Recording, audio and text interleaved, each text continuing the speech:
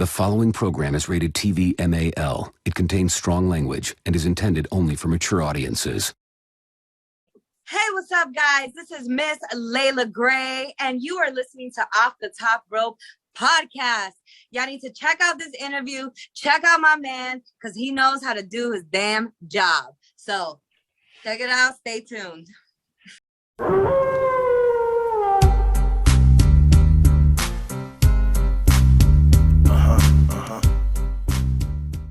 Ladies and gentlemen, I'm back. Sorry for hitting over my microphone, but we back with another episode of Off the Top Ropes podcast. If you don't know that, you should know who the hell I am. I'm the boss Don Bickenfeld of this whole operation of ours. You call me Blackheart. You know what I'm saying? Thank you guys for tuning in, for subscribing to the channel, for listening to us, for listening to the audio, the video, the whole nine yards. We greatly, deeply appreciate. Make sure that you cop the merchandise at bonfire.com/store/Off the Top Ropes podcast. Also, want to try to get you some of the Deco slides too. We got 3 colors. You can go to DecoSlides.com as well. We got more stuff coming out. I got major announcements for y'all coming up as we getting ready for our season finale, November 20th, which we're going to be sabotaging someone's podcast that night. So he or she better be ready for what the whole gang is going to be piling up in that bitch. But needless to say, y'all know how to follow us. Y'all know how to find us. Facebook, on the Facebook groups, Twitter, Instagram, Off the Top Ropes Podcast, and the search engine. It's not hard to find us. Definitely follow us on YouTube. Hit that like, share, subscribe button. Leave a comment below in this video below. Let me know what the hell you guys are thinking and feeling. Just communicate. Talk to us, man. Don't be scared. Don't be shy. Follow us on Anchor, Google, Radio Public, Breaker, Audio, Podbean, Spotify, Stitcher, Castbox, and Pocket Cast. There's way more shit for us to try to tackle on. But needless to say, this is not all about me today. This is a episode where I go behind the scenes of the professional and independent wrestling scene in the world. Tonight's special guest is the life partner of the great Layla Gray, who I just had here on my show a couple of weeks ago. Such a sweet lady. So without one, they want to be the other, right? So needless to say, man, we got Luke Kurtis in the building with us tonight. Mr. Luke, how are you doing? What's going on with you? What's poppin' with you, man? How you been? How you doing? Hey, yeah, I'm good, brother. I'm good. Thank you for having me, first and foremost. Second is certified Luke Kurtis. You always got to throw that certified on. Excuse me, let me correct myself. Certified Luke Kurtis. Yeah, that's perfect. Yeah, but it's good to talk to you, brother. It's a pleasure. Thank you for having Layla on. Thank you for having me on, and I look forward to it. Listen, we always try to give people opportunities here at OTTR, so we stand by our motto. So that's why I said, well, if we done it for one, we gotta do it for the other, man. It just wouldn't feel right for me personally to say no to you, but yes to her. That's just some bitch shit right there, to really be honest with you. So I'm not gonna do that to anybody. Anybody that want to come on the podcast, come and vent and talk your shit, reach out to me. I would love to get you guys on, even if I gotta rearrange my whole damn day to get you guys on. I'm gonna make it happen. But you know what I'm saying? But let's just get into it though, man. So you and Layla are an item right now. So you two are a couple, and and we kind of talked about this on her episode where wrestlers is only gonna date and marry wrestlers, because I think the outside entity of people just can't quite understand what a wrestler goes through, especially if that is he or she's his career. So you don't see a lot of wrestlers dating outside that bubble. How can you get to the fans of the difficulties, I guess, when it comes to wrestlers dating and marrying other wrestlers compared to you dating someone that's outside the wrestling industry? Well, sorry. It's okay. We got into the business. We were together before we got into the business. So that was like a little different. A lot of wrestlers, they shack up like when they're together, because they're like, oh shit, like I'm a worker, you're a worker, like you're cute, I'm cute, like let's link up, So that's how a lot of wrestling relationships happen. But we got into the business. We weren't wrestlers. We were just layer arounders. Well, she was modeling and shit. I was like laying around. But we got into wrestling, and I guess like definitely us being together, and we talk about it all the time, is a major plus, and it makes things way easier because we understand. Like, that's always the line that I like to use. Like, we understand. Like, a regular person, like, they won't understand why you spend your time watching so many videos, why you'll go travel fucking 180 miles, 300 miles for like $20, $10, $50, whatever it may be, so while you're trying to get your career to pop off, because it's very similar to being a musician, so I feel like, people that are in the business, they have an understanding, like, or if somebody has to go away, say Layla has a show somewhere else, a regular person, they get jealous, or they're haters, or if they just don't get the aspect of what the business really is, I don't want to go too into it, but when you understand that this is a business and you understand how it operates, the success of like both people can really benefit you as a wrestler. So like, as she succeeds, I succeed, and vice versa. So we both have that understanding, and we're able to work it that way. We have our own gimmick at the end of the day, and it works for us. And that's because we have an understanding of the business. Somebody on the outside, they don't know shit. I mean, they're just going to be like, oh, hey baby, go have fun at your show or whatever. Or, they're going to treat you like shit, and they're going to be like, don't go to your show because they don't support what you do or whatever the fuck it is. But yeah, being in the relationship definitely makes it better because, we just have an understanding. We understand, that's why I say, hey babe, you know what? Even if something bothers me, because shit bothers everybody, right? Like, let's be real. So like, if she gets an opportunity and I don't get an opportunity, of course I'm happy for you and I support her, but I want my opportunities too. But at the end of the day, I understand, we're in a relationship, we're a couple, for us to succeed, we both have to succeed, or she has to succeed, and maybe I don't, maybe I'm the shits, it doesn't matter. But at the end of the day, I understand what the professional wrestling business is, and I see the work that she puts in, we do it together. So at the end of the day, it's just a matter of understanding, and that's why we're successful, and that's why we're going to go far in the business, because we got each other's back, Yes, sir. And and this is for the people that always ask questions about, why wrestlers marry other wrestlers. This is the sole reason why. And of course, if you're not traveling with that person, I don't give a shit if you were just my girl and you travel with me being as my valet, nothing about the business.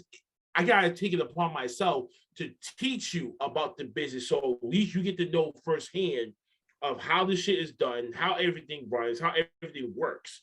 So she don't feel like she's about to fall into that crack and be like, oh my God, she just exposed the business. Then you should never bring someone like that outside. And I think that's probably another reason why that you don't see many like outside people coming in to do that, unless you want to include Vicky Guerrero involved in the mix, and some other people that I can name, but I don't want to do that today.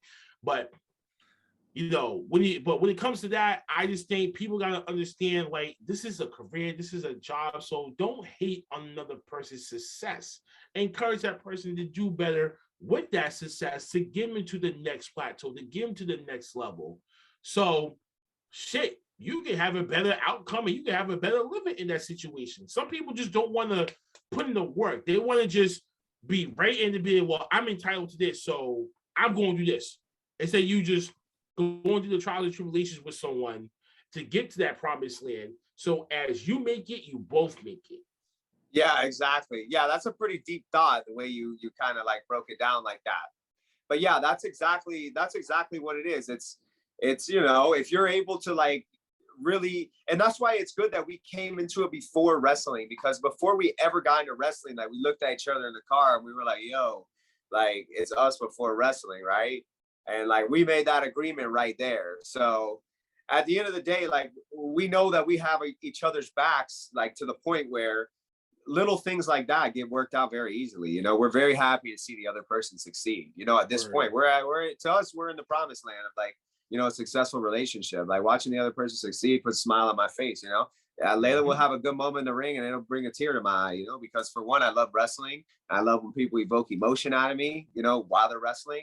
And she does that more than anybody, especially because I train with her and I know like where we've come from. I know things that nobody else knows about our struggle, our journey, so, seeing it all come together and start to be a successful story, it's motivating. It's awesome, Speaking of which, speaking of working together. I know you two trained for Pro Wrestling 2.0 in the gym down there.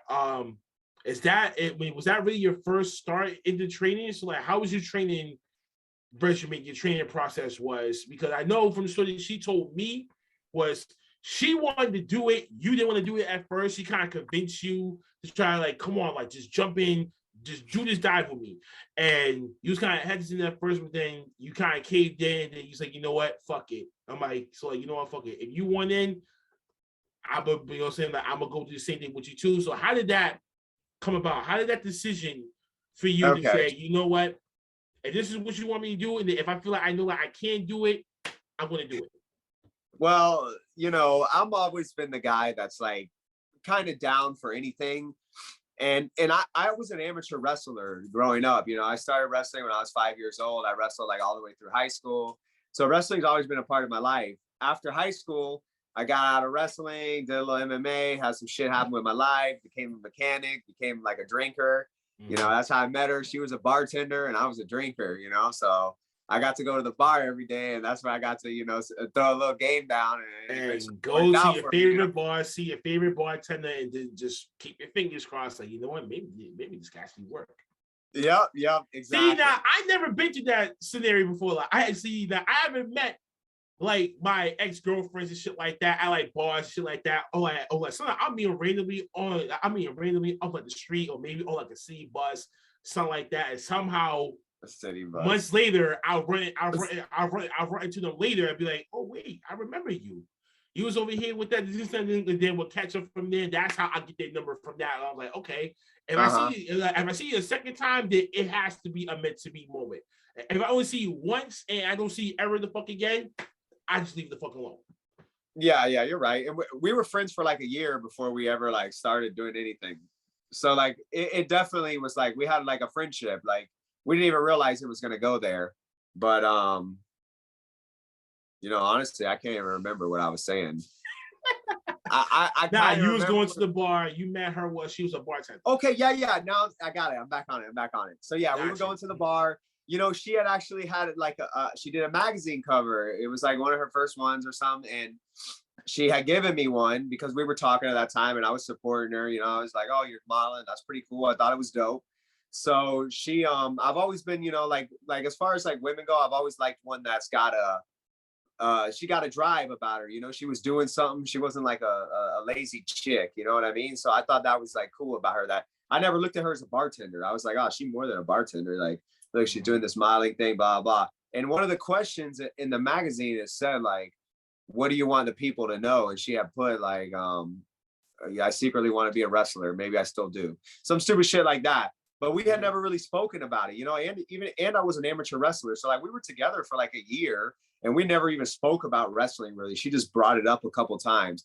And I was like, yo, like I loved WWE when I was a kid, you know, but when I became like an amateur wrestler, they kind of beat that out of you, you know, like that's fake, you know, blah, that's fake. So I was like, you know, like professional wrestling, I was like, I don't know about this, you know, I haven't watched it in years. And you know, she had been doing her research on the side because she's like that, you know, she got that hustle about her. She had already looked up some schools, I guess, while I was just doing whatever. She was looking up schools, getting a plan together. So she had found a school, you know, it was called FEW. It was down in fucking Opelika, Florida, right in the middle of the hood. And we went over there and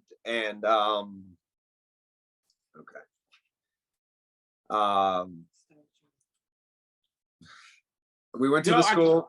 I can hear you back there. She told me stop cursing so much. I watch my mouth. No, I mean on this show on After Dark, you can curse whatever the fuck that you want, man. Ignore that. Okay, I'm gonna tell. No, heard that too. You know that, right? So you just come into the camera. You should come into the camera. All this stuff like that. They're like, yo, you're not gonna have them be, you know, be cursing up a storm. I'm like, since when? Yeah. Look, at least she cares enough to have my back. You know, she's watching my image. She want to make sure that I'm portrayed the right way. So we go down to FEW. You know, and she goes at first. I don't go. She's like telling. She goes and talks to this trainer for like an hour. You know, I thought this guy was a clown. To me, he was like an older dude. And I was like, who the hell is this guy? A pro wrestler? Like, I don't know. It just didn't seem like nothing special, you know? And, you know, I guess I was just like kind of an ass like that. I don't know. So we go down there and she finally drags me down there one day. She's like, hey, if we don't go, we're never going to go. And I just wanted to chill and eat pizza and drink beer and watch TV and stuff. So, you know, I ended up going, you know, I bit the bullet and I put on some basketball shorts I haven't put on in years, you know, some little workout shoes that I probably had to go buy at the store because I just wasn't doing anything anymore. I completely given up like athletics, you know, and that's all I ever wanted to do in my life was be an athlete. I wanted to be a football player, you know. I was a great wrestler. So yeah, you know, as soon as we got in there and we trained and I stepped in the ring, you know, I just knew right away. As soon as I felt the mat, like my foot like sinking to the mat and the boards squeak in the ring and the metal move, I just knew that like I could be a pro wrestler, you know. And after the training, we did the first day of training and the trainer talked to us for like an hour. And when I walked out, I told her, I said, I'm going to the WWE, you know, and I believe that then, and, you know, and I believe it now. And if not that, then something of that caliber, you know, because I just knew that I could do this, you know, from the minute I got in there. So she dragged me along, you know, and she knew that I would do it. You know, I think she knew that like if she could just get me to do it, that I would be good at it. Yeah, you know? I was gonna say, that she's your pulse monitor. Like, you know, so that she's trying to get that pulse in my come on, babe. Like, you know what I'm saying? Like, gotta get you to get that energy to try to do something. Like, you're saying, like, at least to try to make something out of yourself. And then, you know, you need people like that around you, B. Bless her. Bless her heart for actually, you know, planting that seed in your head and be like, you know what? And then in due time, it manifests itself. And as you actually went to the training, and then you just caught the bug. You know what I mean? That's the same thing with me when it came to this podcast. It was like, it was Elimination 2020. I got pissed off at the whole damn match card. And then I'm just like, well, I talk wrestling with my boys all the time anyway. So how can I do it in a way that other people can hear it? So I ran into Anchor. And that's how I had done the first episode, which was only like 10 minutes. And after that episode, I kind of, you know, caught the bug. And I was just like, you know what? I don't know if I should dig in too deep into this, but if I did, I'm going to give it my all, and I'm going to just see how far I can take this goddamn thing, win or lose.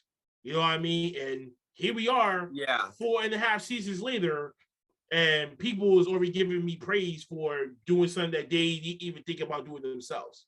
And I just tell them, just, if you have an idea in your head or if you have a dream, why the fuck you letting the status quo bring your ass down?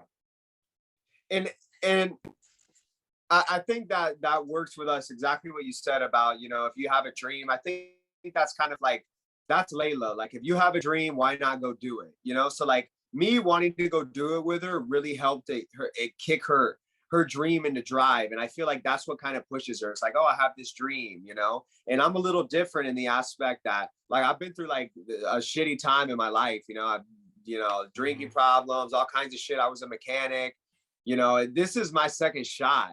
To me, you know, like when I got in that wrestling ring, like I'm an athlete again. Like I turned my body around, my life around, my habits. You know, I got sober, dude. Like the things that wrestling has done for me, like wrestling has completely changed my life. Like I owe wrestling like so much, man. Especially since I never knew why I was a wrestler when I was young, why I was doing that, and it all led to this. And like it's the fact that I'm doing this now, and that I met her, and she wanted to be a wrestler, and like, what girl wants to be a wrestler, you know? And she got me back into wrestling. Like she really like I was wrestling up until I left high school, and then when I left high school is when everything kind of changed for me. And you know, now that I'm wrestling again, I had hair down to my ass. You know, I had a beard that was this long. When I met her, I looked like I was a caveman. I don't even know why she was with me. You know, I looked like Duck Dynasty. Now this is like who I am. I'm back to like who Luke Kurtis was when he was a young guy, when he was growing up, when he was a wrestler. You know what I mean? So like that's back in me. I can't even describe like how that makes me feel, you know, that I'm doing like something athletic with my life, and I'm excelling in I'm getting my body back, and like I'm just beginning, man. Like we've only had like 70 matches. We've been on the road for like a year, bro. So like it's the first year, and it's like so much success is coming, and like the skills, and like we're just getting better all the time. And it's just, oh man, I just, in 5 years, I can't even imagine, like this 2022 is like, we already know we're gonna kill it. We're not even there yet. I was telling her yesterday, 2021 is still our year, and it's not even over. We still got WrestleCade. I'm wrestling Cesar Bonani on Sunday, like just, we got a lot of stuff going on. She's going to Icons of Wrestling in December. Like it's our year. It's our time, man. Like we're taking over the business, and that's it. And what's great is you two are in the midst of the resurgence of the independent wrestling circuit. Yes. Right, so as I gotta give my fellow props to Beyond Wrestling up here in Massachusetts, the UFO Wrestling up here in Boston, Massachusetts, Top Rope Promotions that's up here in Brockton, Massachusetts. Like there's so many joints. As I was telling my folks here, pay attention to the indie scene, man, because these are the people who are hungrier than the people that we see on our television screens. They want to take over that spot because they know they can do better. They can outdo what the people on television probably could do. But these are the people that we see are digging and grinding their asses off. So when they gotta get that big contract, that big bag comes in, breaking in the bank, that's when the whole life changes forever, because now you're not just this status quo person over here. Now you belong in the pack over here. So for you two to be in the midst of it right now, which is fucking great. It's fucking great. So I wish you guys nothing but the best for the remainder of this year and the whole damn year next year. Thank you. 2022. The certified Luke Curtis's gimmick. Is that just you just turned all the way up to 100, or did you get some of your characteristics from other, references or influences to kind of make your character the way that it is? Well, Certified Luke Curtis is just kind of an accumulation of what got me here. Growing up in the streets of Miami, I grew up disenfranchised. I played Pop Warner football. I was the only white boy, that used to play out there. So like I've been tested. I've been tried. I used to fight for money, in school growing up. That's how we used to get paid. That's how I used to eat lunch. That's how I could get a slice of pizza. So like wrestling, disenfranchised life, just the struggle, the grind, being in Miami. It made me who I am today. I'm tested a lot more than a lot of these other motherfuckers. And that's just the end of it. That's just what it is, I'm tried and true, and I'm a real fighter, and I got the heart and I got the soul. And at the end of the day, that's what makes me certified, and I got a big ass flag that I'm gonna carry out with me that says Certified Luke Curtis on it, and everybody's gonna know, because that's just what it is. I put in the work. You can't teach that. Yeah. Shout out to Enzo. Shout out to Enzo for that, because that made me think about him a lot. So I was just gonna be like, well, the y'all two should just be like a nice little tag team, you and Enzo, because the whole certified G's and shit like that can come being reborn, but it had to be re-twisted up, because WWE obviously got the claim to that joint. So obviously, but y'all could have definitely make some noise or shit like that. A bunch of white boy shit talkers. Nothing, but definitely, please. And I'm praying for this. Please don't turn into the Staten. Please don't turn into the Staten Island boys. Just don't do that gimmick. Don't do that. Stay far away from that shit. Damn, who's another kind of like? I don't know if you ever heard of this music artist called Max the Demon. And you could try to like get some characteristics out of that and then put it into your own. I think people would be like, who is this guy? But that's just my take on it, though. We're gonna talk after, and you're gonna fill me in on those details so I can check it out. Okay, I definitely will. Yeah. So, all right. So you guys got a full year coming up. 2022. You've been in the game for a little over a year. Let's just dive into the professional wrestling scene right now. Of course, I don't know if you really pay attention to the professional wrestling scene right now currently, but oh my God. Do I even want to talk? We will dig another burial for WWE. Maybe not today, but AEW is what everyone's kind of been hyping up for. Yes, people have their reservations when it comes to new companies and shit like that, having a hot hand. Also, it fizzles out later.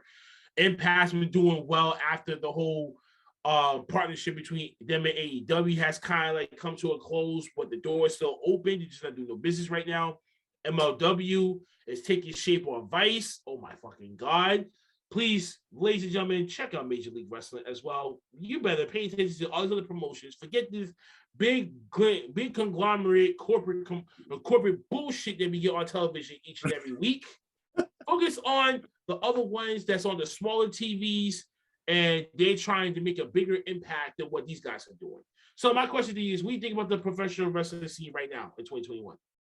Oh man, I love it. And like, speaking of MLW, that's somewhere that I would love to work. I mean, I feel like they're bringing in a lot of those guys that have that fighter style, that MMA style, and that's really what I translate in the ring. You know, that kick-ass attitude and that style, and yeah, just that high work rate that's coming out nowadays. And MLW is killing it. Yeah, and the whole indie scene, like you were saying, I mean, it's on fire, dude. I mean, you know, obviously the top companies are the top companies, and I love AEW, and I think for me, AEW would be a perfect place, but I think that's more like end goal, you know, like I would like to work towards that so that way I could really shine if I got in that spot, you know. I would love to do like work international and, you know, in some Germany, you know, Japan, all of that stuff before I really come in and I make a mark heavy in a major promotion like that. But if I could get like a shot with, you know, Impact, MLW especially, I feel like I could really learn from some people there and really grow. And I just think it'd be a good fit. So I love the independents right now. That's what I mostly watch. I watch all these guys, you know, these are my coworkers, you know, some of these guys might not support me, but I support them. It don't matter, you know, it ain't no skin off my back, you know? So, right. You know, I love it, man. I love watching guys work. I love the style of pro wrestling nowadays. I mean, I love to try and emulate that and bring that new style in and mix it with the old school and just the hard hitting. It's just for me, man. I love where wrestling's at right now. I think it's amazing. And I hope that, man, if this can continue to grow and like, I don't know, it's awesome. It's bigger than ever. I mean, people love wrestling right now. People love it. Everybody wants to be a wrestler. Everybody. It's crazy. Yeah. But the thing about that is, certain people that want to be wrestlers, they only want to do it because they see what WWE does and they think like, oh, like, this is easy as shit. And I'm like, do you not know the shit that you gotta do before that? Like, even talking to my best friend, telling him, like, yo, for me, I would have to go to wrestling school for 4 to 6 months before I did have my first match. So I gotta learn how to take the bumps and be able to heal and be able to take over the pain, but I gotta be able to master my moves. Like, bro, there's more to this shit than meets the eye. People just don't understand that. So yeah. For people like, so if people like you and Leah that's already been through there and me that's about to go into it myself, I'm already telling myself, yo, listen, you're going to be going into where you're bumped up and bruised up, but hey, is it worth it? Hell yeah. And that's all I just kept telling myself. So I can't wait to just get the feel of the ring and just to run around, just to jump, you know, so just to be like, oh my God, I can feel like myself again. I can feel like a kid again. Be my younger myself and just go and being fucking crazy ballistic when it comes to that. So I deeply admire the people that still says to this very day that they still want to become wrestlers, because think about it. Diamond Dallas Page didn't start until when he was 35 years old training. Yeah. I'm 31. Like, you know what I'm saying? So I keep telling myself, bro, you still got some time, but don't waste too much time. Yeah, I'm saying that to each and everybody out there, that don't let the status quo tell you that you can't do this, you can't do that, this, that, and the third. Fuck that. You know what I'm saying? Like, we even had Yokozuna that we never even thought was going to be a world heavyweight champion, end up being a world heavyweight champion. And he was far outside the status quo of what WWE wanted. So I don't want to believe that whole, you got to be this, that, and the third, in order for you to be this bullshit. Just prove that you can work your ass off in the ring. The people will respect you for that. Yeah, and at the end of the day, you know, as we talk about the independence and where wrestling's at nowadays, WWE doesn't have to be the end all be all, you know, especially if you're a professional wrestler and you love the business and you love the independence like I do. Like, I love MLW, I love Impact, you know, I love Ring of Honor. You know, that's a dream to be able to work for a company like that. New Japan, you know, anywhere that I could go. And me and Layla talk about it all the time, even if I don't end up anywhere, you know, which I hope that I do. You know, we're living our dream. You know, we're on the road. We've driven to Texas, we've driven to Tennessee, you know, Georgia, Carolina. We go out there, we hustle, you know, we meet people on the road, we inspire kids. It might be on a smaller level than other people, but I'm living my dream. I'm a professional wrestler. I get paid to wrestle, you know, so I pay my bills. So I've already made it. You know, I don't have to go to WWE. I always thought when I started, man, it has to be WWE. And I would still love to be there. I would love to be in that spotlight. You know, that's the pinnacle of it all. But you know, it's not everything. And I've come to understand that. And it's really made me appreciate the business even more and where I'm at in the journey. And, you know, I want to give back one day. I want to train. Like, there's so much, man, that to do for me in wrestling. Like, I know like the rest of my life is planned out in a format for wrestling. You know, I don't know exactly what it's going to be, but I know it's always going to be wrestling. And you, bro, you start now at 31, you might be wrestling 30, 40 years. You might be 60 years old wrestling, working on the independents. You might be something big time WWE, but you can still inspire people, bro. You can still be, and like that's what I'm people trying will to still too. People like, will still like, chant your name. If you work hard and you go out there and you bust your ass, people will chant your name, bro. You will inspire people. You'll sell autographs. You know, it's you touch people's lives, you know, based on your hard work. And I think that's one of the best things you can get from wrestling is inspiring people. And, you know, that's what it's all about, man. Wrestling is a great way to give back, you know. It benefits you, it benefits the others. It's a beautiful thing, bro. It's a beautiful thing. Yeah, and this will keep the circle of life still going. You Yeah. know? As one person walks out, another person is going to take that person's place. But when that happens, some new student is going to walk right in and be like, I want to learn, I want to train. And that's how you got the whole cycle. As long as you don't break that cycle, this thing can go on forever. And it will go on forever. Wrestling's like one of the first sports ever. Yes. And for some people that needs to learn about the real history of professional wrestling, please. There's one video that's out there with the history of the World Heavyweight title that's under the WWE banner. They made a great documentation of that history of professional wrestling and how it really kind of like got started in the 1910s and the 1920s. Yeah. And we see how the evolution of that came out to be to what we know as today. So I recommend for the people at home to watch that documentary series because that's some good shit. Yeah, right there. nobody was playing football or basketball or nothing like that. But wrestling was the big draw on television. You know, those guys they were the highest paid professional athletes, you know, were the professional wrestlers. So, you know, the wrestlers are the OGs of it. They can say whatever they want about wrestling, but wrestlers been doing it since the 30s, the 40s, you know? So. Man, but needless to say, now looking at that shirt, I was like, imagine he had a gold chain on, some sunglasses, maybe like a nice like little like feather cap. Your gimmick could be somewhat of like a Playboy act type shit. Then you have Layla coming out as like your manager type shit. I'm like, you're supposed to be over here, this, that, and that. Like, I can picture now new gimmicks. Maybe because of that shirt kind of gave like away. I was like, he gotta come out like a Playboy white boy type shit. And people would resonate, but people would hate you as fuck for that because why? You gotta play a heel. You gotta play as a heel, and you're gonna do that. Cause I'm like, he looks like he can play a heel, charming face and shit like that. You saying like good looking son of a bitch too. But I'm like, he gotta play a heel. He gotta play a heel if he's gonna do that. And Layla gotta play a heel too to be like, fuck that. Smack, and then you just hit him with a small package, 1, 2, 3, snug on tight. We out of here. You know what I'm saying? We out of here. They would have been like, what? And I'm like, it's working. Yeah, you're not the first person to recommend that, actually. Someone else also put that bug in my ear. Oh, see? yeah. They said that's where the money's at, you know? What? I mean, what? Is it being a heel right now?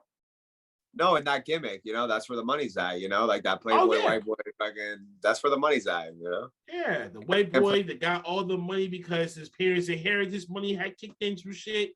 You could just come out, just flashing out a couple of dollars, woo-wee. So, I mean, I don't know, but some crazy shit that you can do that can get the people pissed off, but you get people looking at you like, that's my guy. He's a white boy with money. And then, you know what I'm saying? Then people can't just rock with it, though. I mean, because some of these gimmicks stuff, like you get to thinking and you be like, how can I resonate this to my character? That if it doesn't feel right, that you shouldn't do it. But if you know, like me, I can look myself in the face. I'm like, okay, I'm a thug. So what am I gonna be dressing up as? Basketball jerseys and shit like that, some jean shorts, probably some Air Force Ones, and just be cursing out the fucking crowd. And I'm like, you guys really ain't shit for this. And then you want me to cut my ass a promo? Nah, here's a promo. This crowd can suck my big and then walk away. Yeah. Yep, that's perfect. Yeah, you sound like you're already settling in, man. You're gonna be fine, bro. Trust me. I mean, yeah, listen, I've been thinking about this thing when I was a kid, right? But as I got older, the dream kind of deferred. I went to college. My mom had just passed away when I was a freshman, so I really was discombobulated, like disconnected to the world. So I was like MIA for like years. I don't know what the fuck I was doing that time period. And then just like you know, say I took the back seat. I started working. I started doing this. Several things kicked into play. And I felt out of love with wrestling because during that time period, my mind was elsewhere. It was after college when I came back home, I turned on WWE. I'm like, okay, what's going on with WWE right now since I haven't watched them in years? Who's still around? Who's not here? Who's the new faces that I need to know about? This is when Seth, Dean Ambrose, Roman Reigns, Cesaro had just like came in and they've been there for maybe like a year. And I'm just getting used to this. And I'm like, what's going on with this? And then you see people like Dean Ambrose. I'm like, he's a guy that I gravitate to, Jon Moxley. And yes, folks, we're sending our love and praise to Jon Moxley as well. Yo, kick alcohol's ass, bro. Anyway, but that kind of got me to get back into watching wrestling. Then I was just like, well, what's going on between what I watched back then to what I watch now? Oh, I get it. Sponsorships, corporate hierarchy, and the formula got watered down to the point where it's like, okay, I'm not gonna want to do this shit anymore. Yeah. But then as I looked at Impact, I looked at XPW, now that they kind of like resurfaced in the West Coast somewhere, and I'm like, wow, okay, didn't think that they was actually going to resurface back. And some other promotions, I was like, okay, I kind of got that, like, okay. But then again, I should have started this thing when I was 18, right after high school. I could have been in the industry right now. But that's what we all say. Promised my mother that I told her that I was going to go to college before anything. So I put that dream for her before mine. You know what I mean? And then looking at the whole dynamic now, and I'm like, you get these other people that's in their 30s that's wrestling or that's just getting in there just to try it. And I'm like, why not me? You know, and this is what I try to keep telling people, that don't let your mind tell you that you can't do something. That's just you trying to be protective, or you just being consummated to what you're so used to already that you don't want to have like no lifestyle change. I think people are just afraid of change. People don't want to say, I want to do this, but I want to keep my lifestyle intact the way that it is. Like almost some Brock Lesnar shit. And for certain people, it's not going to work that way. Certain people like me, I know it's not going to work that way. I'm not going to be home like that often and shit like that. But at least if I know, my you got to put yourself first. Your body is your money maker right now, because without that, you have nothing. And just the fact that people just got to understand that what these wrestlers go through on a daily basis, weekly basis, monthly basis, yearly basis. And you know what I mean? And so I'm just encouraging the people, follow your dreams, even if you are, thinking like you not like no spring chicken. You prove yourself wrong. People go back to school all the time.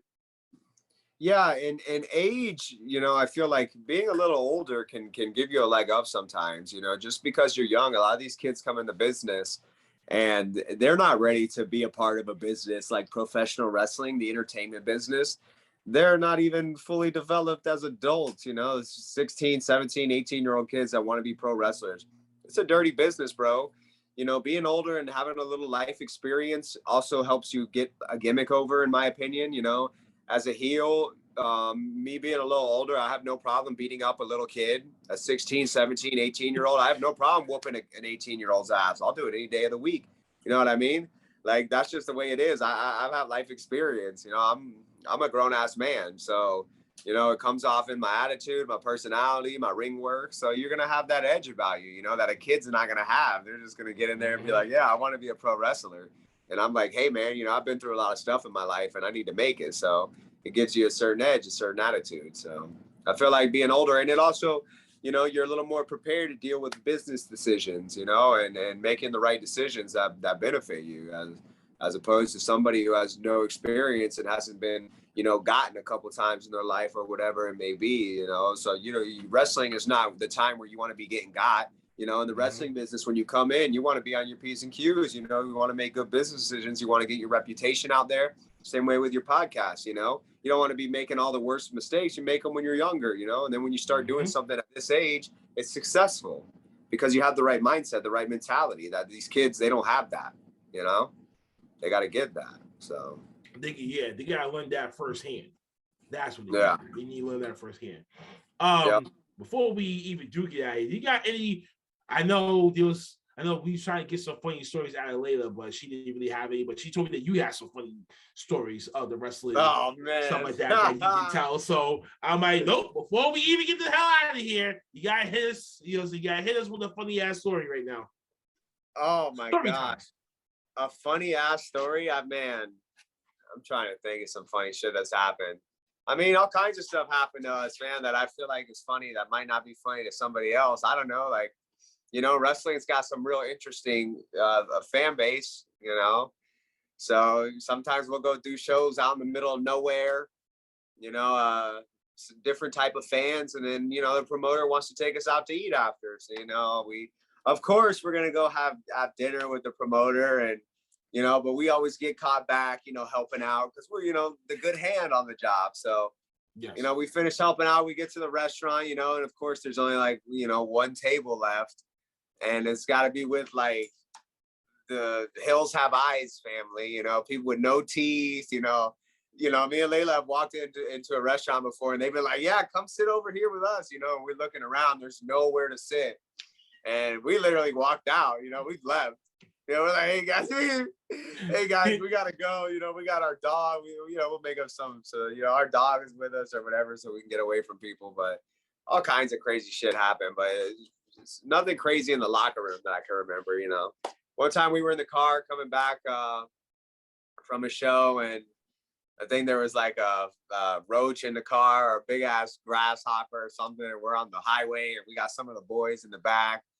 And everybody's panicking because there's a cricket in the car. We're fucking pulled over in the middle of the street, people jumping out the car. So I don't know, lots of crazy shit happens to us on a daily basis. But it's mostly like the stuff that we see that I feel like is funny. You know, people always acting a fool in the business. I mean, I guess that's kind of why we started the blog and stuff too, you know, because try and capture some of those moments that. Yeah, speaking of the vlogs, I tuned into the latest vlog that you just released a couple of days ago, and I was just laughing my ass off. I'm just like, this is this great shit from a great couple that you guys are trying to document your moves as you do that. So I'm like, you know what? It's great to get more viewers to look at you guys and be like, yo, so if people would not know where you guys came from, at least they'll know about them vlogs, so they'll be like automatically connected to you, right? So like right there. So that's good promotion for you guys as well. Yeah. To be able to say like, we regular people just like y'all be. You know what I mean? It's just our lifestyles is different because we wrestlers. So we over here doing this, or I'm going to the gym, she's home doing this, or she's at the gym, I'm doing this, blah blah blah. So it gives the fans dynamic of wrestlers are humans. You know what I'm saying? We're not just, what I mean, like they're not superstars, like, you know, like the Will Smiths in the world where they're gonna have a bodyguard around them and shit like that. Like they're people. They're real legitimate fucking people. So please, that people the credit and respect that is owed to them. Yep. But needless to say, man, Lou, thank you for coming on, especially after you smashed your phone twice and we had to reschedule a couple of times. We finally got this making down in the books. Before we even let you go, this is what we call our winner's circle, the victory lap, where you get to do your plugins, shout-outs, the whole 9 yards, where we can find your matches, your merchandise, the whole 9 yards. And I need one drop from you basically saying, yo, this is certified Luke Kurtis. You know what I'm saying? You're here watching and listening to the Off the Top Roast podcast. Go check them out. Okay, so certified Luke Kurtis. You can check me out on Instagram. It's at certified_Luke Kurtis. Twitter, it's _Luke Kurtis. TikTok, certified_Luke Kurtis. Pretty much just Google me, man. Certified Luke Kurtis. You can check my matches out on YouTube. You want to get 8x10s, you could DM me, catch me at a show for some merchandise. Check out the vlogs on YouTube. Luke and Layla Chase the Dream. It's a new project that we're popping off. So hopefully we get a good amount of subscribers, some viewers. You get an inside look at our life. We have gear, ring-worn gear that we sell, all kinds of different ways that we can connect with our fans. Cameos, just different ways to reach out to us. Just reach out and, look me up on YouTube and all that. And, this is certified Luke Kurtis, and you're listening to Off the Top Rope podcast. Wait, what do you want me to say? Yo, but this is certified Luke Kurtis. This is certified Luke Kurtis, man. You listen and watching the Off the Top Ropes podcast. Go follow them, like, share, subscribe, the whole 9 yards, whatever. Yo, this is certified Luke Kurtis. You're listening to Off the Top Rope podcast, baby. Make sure you go check them out, give them a listen, subscribe, follow their content, listen to all the new stuff coming out. Most importantly, check out this interview, baby, because it's me. You know what I'm saying?